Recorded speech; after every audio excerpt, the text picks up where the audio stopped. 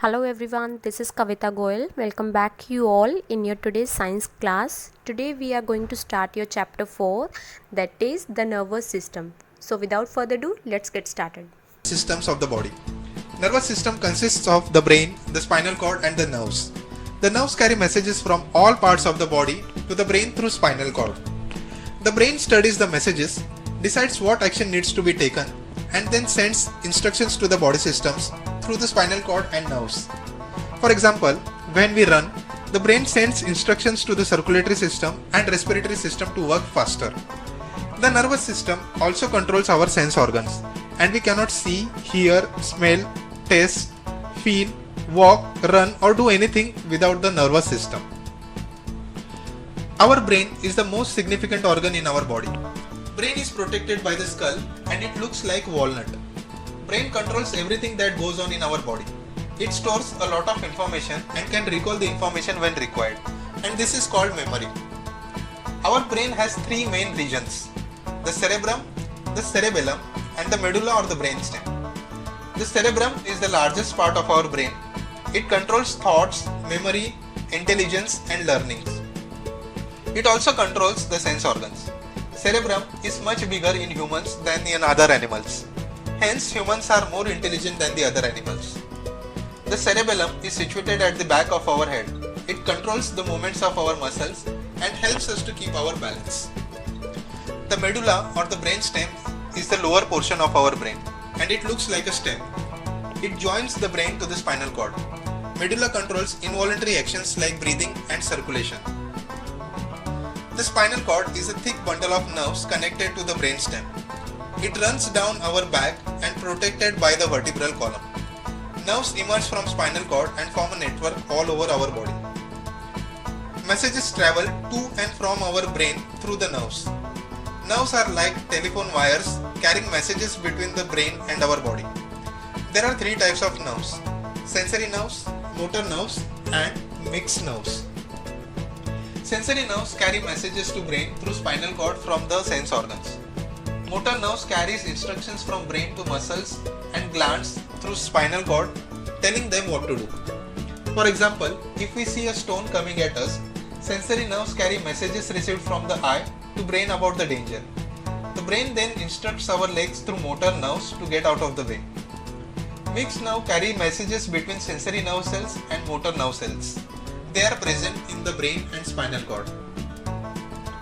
Friends, if we accidentally touch a hot iron, we immediately withdraw our hand. This action is automatic and happens so fast that we have no time to think about it. Such actions are called reflex actions. In such cases, the messages do not go to the brain.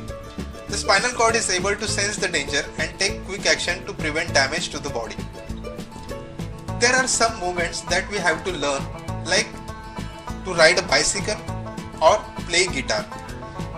We learn and practice again and again, and once we practice enough, our brain starts sending necessary instructions to the muscles almost automatically, and we no longer have to think about what to do. There are 5 senses that helps us to know about our surroundings. They are sight, smell, touch, hearing and taste. And our sensory organs are eyes, nose, skin, ears and tongue. Our eyes gives us the sense of sight. Eye is very sensitive and is like a round ball. It is present in the socket in the skull, well protected by bones. Eyelids protects the eyes from dust. Eyes gives us the maximum information of the surrounding. They can differentiate colors, shapes, size and distances of the objects around us. The colored part of the eye is the iris. Light passes through the pupil, which is at the center of the iris. Behind the pupil is the lens that forms the image of the object we see on the retina. Retina has special cells to sense light and color. They send messages to the brain through optic nerve.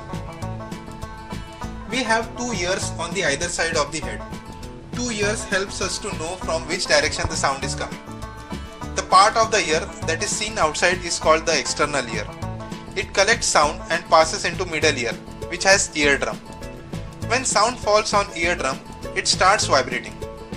This vibration passes into the inner ear. Here, the nerve sends the signals to the brain. When the molecules of perfume mix with air and reach our nose, we are able to smell its fragrance. Inside our nose are endings of nerves. They can detect the smell.